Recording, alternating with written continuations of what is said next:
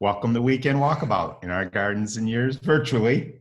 We're coming to you from GardenAtoZ.org. I'm Janet Makanovich. I'm Stephen Nicola. We're talking today about dividing perennials, which is one of the hottest topics of the year and is perfectly timed right now. We've invited in the whole world, whoever would like to come today, because it is one of the questions we've been most asked over 40 years of gardening professionally and writing about gardening. How do you divide X? That's how we look when we're not in our garage at 40 degrees or whatever. And we could get beards trimmed. That's right. Stephen is very shaggy right now. We also have with us a co-host today. Sonia Nicola is our daughter. She's an accomplished gardener in her own right. You'll find that she answers questions just amazingly quick on the chat. She's watching the chat to keep track of questions for us so that when we get to a question session, she can tell us which are the burning questions that are going through the chat window. She's not only an accomplished gardener, she's a professor at the University of Toronto, where they've been doing all virtual classes since last year. For 8 months. So she is helping us keep straight how this whole thing works. Years of losing. We write on GardenAtoZ.org, our website. We've got literally thousands of articles there, and we've been a little bit slow this year as we've revamped it. But now we're starting to put articles back up again. We've also written several books. The one that would be appropriate today would be Caring for Perennials, which has in it things like dividing daisies and, right on the cover, we're dividing a balloon flower with those lovely green gloves. They wouldn't let us use dirty gloves for the cover. Publisher made us retake the picture of the actual division of the balloon flower because the gloves were dirty.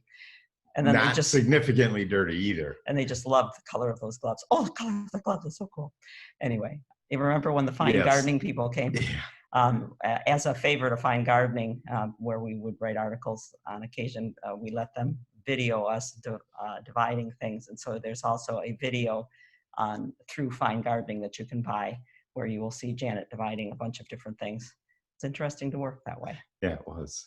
So let's go on with dividing perennials. We're going to do this in several chapters so that the recording that we make and post for our actually this one will be posted for the world, for the public. Yeah. When we post the recording, it will be in several pieces so you don't have to sign on for a long period of time. This will be, we're calling our chapter 1, the why, when, and how often.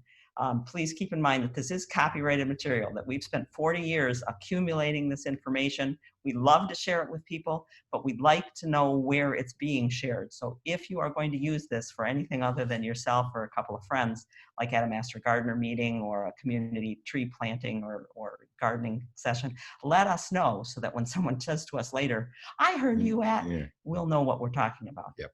Thank you. We are working from an outline today. It's available on our website. Rather detailed outline with some illustrations. You can get that from the webinars page of our website, or if you are live, you are seeing the link that our daughter, Sonia Nicola, our co-host, has put up for you. And we're starting right now with the why and how often, etc. Starting with how do you know that it's time to be divided? And we're also talking about indoor plants too. Right. All of this applies to all perennials. Plants that live more than 1 year have ways that they can make more, you can make more plants of it. So the plants will tell you. Yeah, that's the first thing, is the plants are going to give you signals. They're going to say, help! I need help. This gal darn daylily. We look at something like that and you say, okay, somebody's got to move or somebody's got to be cut back. I always vote for cut the daylily back, dig the daylily out and make it smaller, because I vote for taking it out.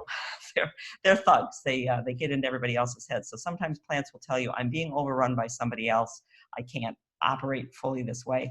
The centers often start to die out and not perform as well. The color will be off a little bit, leaf size smaller. That was a bellflower, clustered bellflower clump there. And when the center's leaves are smaller and declining.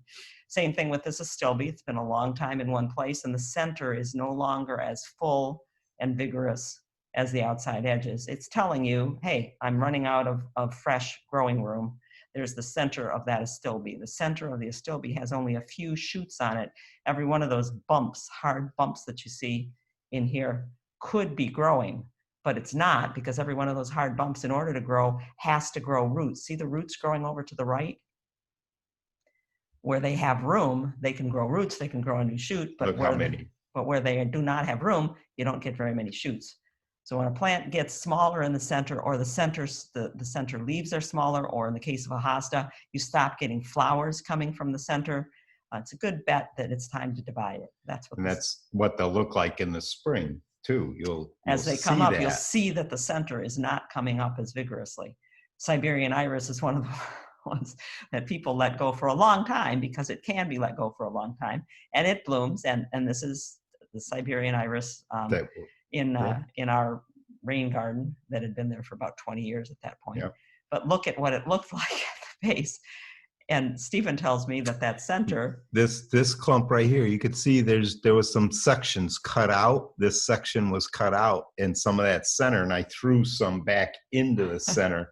And look, that one is still coming up. Which is what you can do. You could do that. You could just take out the dead center and replant it with nice compost and a fresh outside piece, although we're going to tail it. But with that big of a plant, no. So also, besides the plant telling you it needs to be divided, you might decide, I want more of that plant. I want to give some to friends. I want to move it someplace. I want to change something. When you said give some to friends, that fact that some of the plants are patented now, is that a concern? Is it a concern? Yes. Well, let's do that and get that out of the way. Patented plants. So they've got a patent on the variety of the plant. For instance, for a while, Bartzilla was. Yeah. Well, actually, it will say on the list that it's a plant patent, on the label that it's a plant patent. So most of the butterfly bushes and hibiscus right now are patented plants. Yeah. If it's a patented plant, technically, legally, you can't divide it.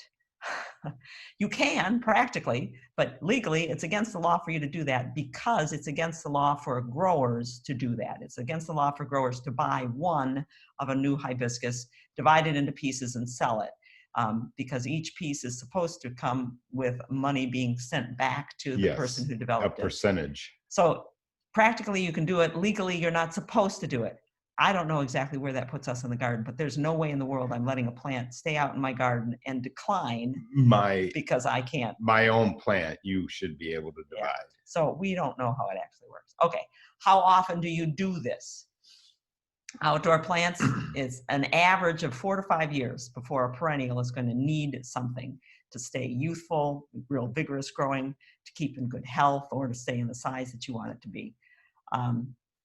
And also, some plants, even though you could leave them longer than 4 or 5 years, if you do, you have a heck of a job on your hands. They get massive roots, like a miscanthus. Those ornamental grasses, we tell people every 4 or 5 years, make sure you divide that grass, because they start becoming backhoe operations afterwards. Or dynamite.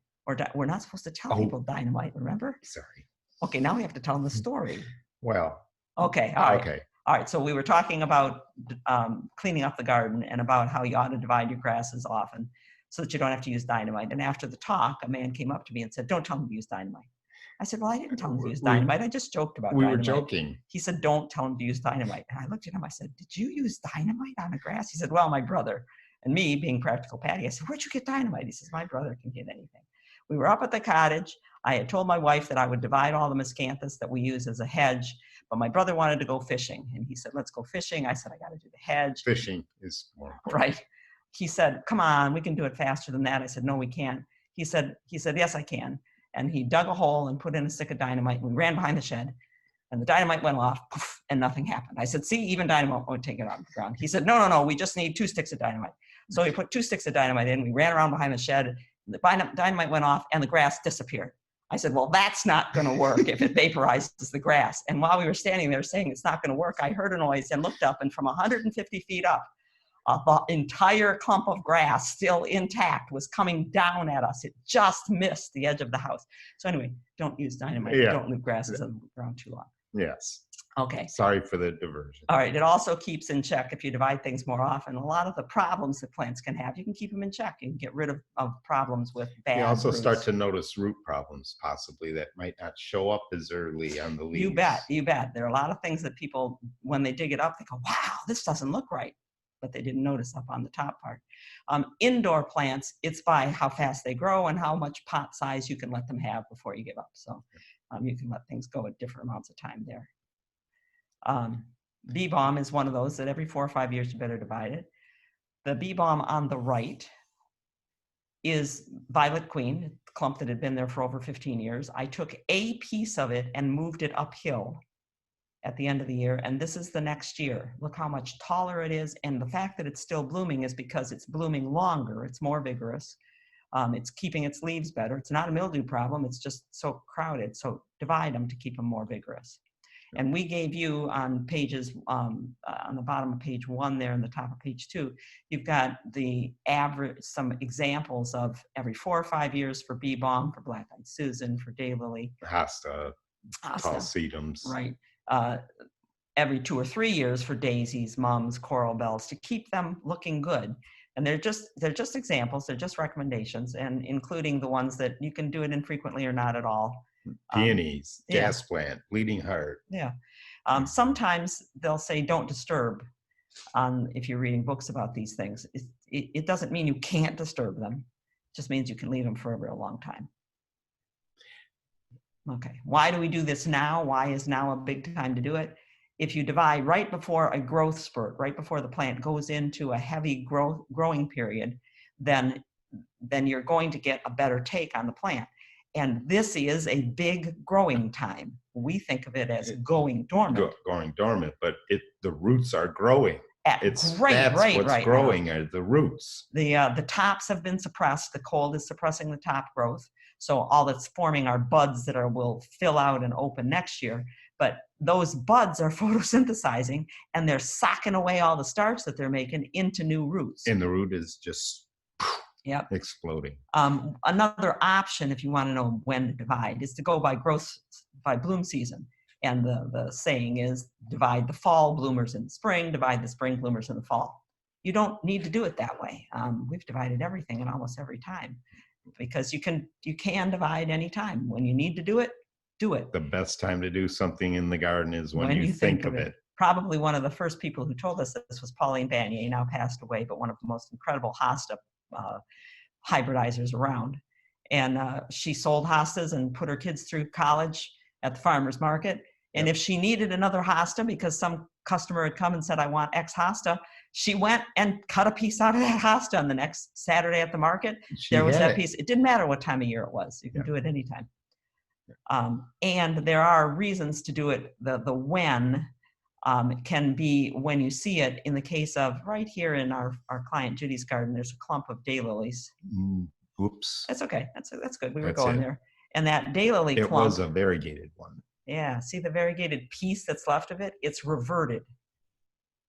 And you need to dig it up, divide it, and put back in just the variegated piece, or the all green one that has more chlorophyll than the one that has some white in the leaves. The all green one is going to take over. It's just going to grow more vigorously and squeeze the other one. You could already see that it does. Yeah. So on something like that, whenever the heck you see it, whenever you get to it. Get rid of. A lot of the variegated plants do that. This is a variegated Brunnera, or big leaf forget-me-not. It's the variegated one called variegata, which we like a lot. And it tends to revert. It tends to go back to being all green, and I had to dig it up when I saw the green piece and clip it out. You can just clip it out at ground level, but you're much better off to take the entire get that piece out of there. Yeah. It has a different roots. And roots, there are lots of different types of roots. Yeah, and this is the how to divide part that we're going to. We love roots. And why we're in our garage today, so we can show you how to do this. We gave you drawings of the system that we use, which is look at the root. Based on the type of root it has, you can divide anything. And there's really only about 4 things that you need to look at. Is it a running root? Is it a tap root? Is it an offset? Whoops. That's okay. Is it an offset? Or is it a woody subshrub type root? And we gave you little drawings. I'll show you these again shortly.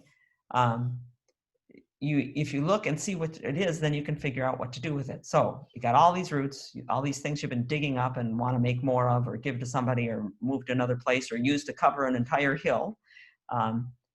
So offsets are, didn't know I started with offsets. Okay, offsets are those there's the orange dots there are not marking for you some of the offsets we've got there. An offset means that on the left, you start with a shoot and it grows and stores energy. And at the base, we'll make a new plant that grows just a little to one side and grows its own roots. See the roots growing on the left there. And that piece is fair game to divide and make into more plants. And plants it makes it easy. And plants that form offsets make over time lots of offsets because the offsets make offsets and they just keep growing. And think about hostas. Yeah. Every one of those, every one of these little eyes is a plant. Yep, it's an offset. I take a knife, I slice down through, I take an offset away. It's got its own roots, it's got its own leaves, it's a new plant. This is an offset on a fringed bleeding heart. The eyes there, the offset develops just below ground level, so I'm holding the clump and I've pulled away the piece that in just below my finger leaned out from the rest and is making its own roots, and that offset is making a new offset that's got the little pink shoot coming on it. That's the eyes. Yeah. You can see eyes in that clump too. And every one of those can grow by themselves. Peonies make offsets. They do it below ground like the fringe bleeding heart does. So you've got a stem. This is part of the stem down here. And they were connected here and here to each other. This one just leaned over to the side. Now it's making its own roots. Actually, it made its own roots every year. The roots grow every year from right at the base of where the new bud is coming out. And so all you do is you break off an offset. And there you go, another plant. Purple coneflower makes offsets. And you can just, any piece that's got its own stem, just cut right through and you've got another piece. I've rinsed off the soil there on that one. It was my bright idea to use this white screen, white cage to hold the plants up off of and not shade. And Steve told me it wouldn't work out very well, but I didn't listen. Look, it was fine. Okay, so we have offsets. We have tap roots as well. Tap roots are roots that are fleshy, but stay carrot-like, dandelion-like. And each year, year by year, they grow more buds right at the top of the root. So it expands out. So it was 2 stems, now it's 3 stems. Next year it's going to be 6 or 7 stems. And to divide a tap root, you just slice down through the tap root. Ensuring that you get fully an eye and root. All the way down to the root. So this is columbine. The drawing that I was showing you would have been more like balloon flower or the cushion spurges, but you slice straight down through it. You can also, with tap-rooted plants, take a piece of the root. So you might be able to see here that there's bumps here and here and here. The eyes continue all the way down. You can slice right across here, plant the top part and plant the bottom part. As long as you plant the bottom with the top pointed up so that the plant knows which way is up and the gravity is still going the same way, both pieces will grow. And with things like poppies that are tap-rooted, you can literally slice the root into 6, 7, 8, 10 pieces and just put them all in the ground with up. Bam, bam, bam. Taproot. And then there's runners. And the runners either run on the surface, like strawberries do, for instance, or they run below ground, but they're runners. It is a root or technically, some of these we're going to show you, it's a stolon. The stem runs, or rhizome, the root runs, but one or the other runs to the side and then pops up when it gets into nice warm soil. The mother plant. Yep, and makes a new plant. So runners and deep runners are running roots. So like this ostrich fern, it has running roots heading out. And if you're going to try to get this out, the best thing to do is go to the mother plant and work out to. That's right. You go behind the root of the plant, behind the mother plant that it's coming from. And if you know that you take that plant out and you find all of its runners, then you get these guys that are sneaking out that haven't popped up yet, as well as the one that you're taking out right then. And many plants do this. There are a lot of offsets. We just showed you, but there are a lot of running roots. This is a Japanese anemone that has a root that's gone out to the side that turns up right there when it gets out beyond the drip line of the mother plant. And starts to spread more. Yeah. And then the last kind of root you're going to run into is a woody root. You can have a shrub or a perennial that is a shrub, and we just treat it as a cutback perennial. It's going to grow by growing roots off of one of its stems. And you'll have to look at me to do this one here. This woody plant is going to put its elbow down. Can't do this with dark shirt against dark shirt. Well, the woody plant is going to... I got dark shirt too. Elbow down. It's going to set its branch down lower where it touches the ground, and where it touches the ground, it will form roots, and you can sever that branch from the plant and pull it up from that. And that happens on many, many, many woody plants. We'll show you some of those as we go along later. And forgive the little interruption here. We had a glitch in and we're just fixing that now, because we need to get into the question session in order to get this webinar up for everyone else to look at it afterwards. What questions do we have so far, so that we can do some questions, and then we're going to go to live cuts? Yeah, great. So Mary was looking at the pictures of the Siberian iris dead in the middle, and she says that's how her hibiscus looks. She's wondering if the hibiscus can be divided. Oh, definitely. Hibiscus can be divided, and we will show you pictures of hibiscus being divided. We could do that. Oh, there we go. But it won't. No, it only does it this way. Okay, go ahead. So yes, hibiscus can be divided, and we will show you pictures of it as soon as we, while I am showing you live dividing, Steve can play around with getting this back up. Great. Okay. Okay, and Nancy is curious, is the soil too wet right now to divide or plant? She didn't qualify exactly how wet the soil is, but maybe just advice on how dry we want soil to be. Right now, every place that I've been, including the best garden that I've got, it's a nice, dark clay loam. It's wonderful. It's been very good for working. So it might be moist because it's been raining, but once you get out there and dig, you'll find that it's not moist very deep, very far down. You do not work on wet soil, and wet soil is soil that if I take a handful of it and close it in my hand and open my hand back up, if I have a ball of soil that when I poke it will not crumble, it's too wet. Don't be walking and digging in that soil. You will compact and push all the air out of it. Yeah, but I'm pretty sure that you're going to find now almost everywhere, as dry as it's been this summer, now that we've had some water, the plants have been taking it up at great rate. I'm pretty sure you're going to find that it's not too wet unless you've got a very wet garden. That's great, thanks. That's a great tip with the squeezing the soil and poking it. Janet says that she was told Deutzia doesn't like to be moved. Can it be divided and moved, and when? Which doesn't like to be? Deutzia? Deutzia. Oh, no problem with Deutzia. Deutzia is a shrub, and just like lavender, which is a subshrub, we treat it as a perennial, but it's a shrub. Or like the butterfly bush that I'll show you in just a couple of minutes here, you can dig it up and you can move it. Deutzia layers itself as it puts its elbows down and roots real readily, and you can always just cut away a piece of the Deutzia and move it around. I don't know. Sometimes when an authority says, oh, no, don't disturb X, it may mean that one authority had some bad experience with the plant and is now telling other people, hey, don't do that. But it's not generally true. Why don't we stop sharing, Steve? Okay. Since we can't see that. Okay. Yep. We have another question sort of along those lines. Karen is asking about Roseanne geranium, whether it can be divided, because one site will say yes and one site will say no. So, I mean, is the idea just to try and be your own authority? We have some Roseanne geranium that I can show you in just a couple of minutes here. You can certainly divide it. You can divide any perennial geranium. They divide very readily. Roseanne, I think, is one of those patented plants. So you may be reading in some books and references that you can't divide it because you're not supposed to divide it. What do we do about that? I'm still going to divide it to keep it young and vigorous. I guess I'm supposed to compost or throw away all of the pieces, but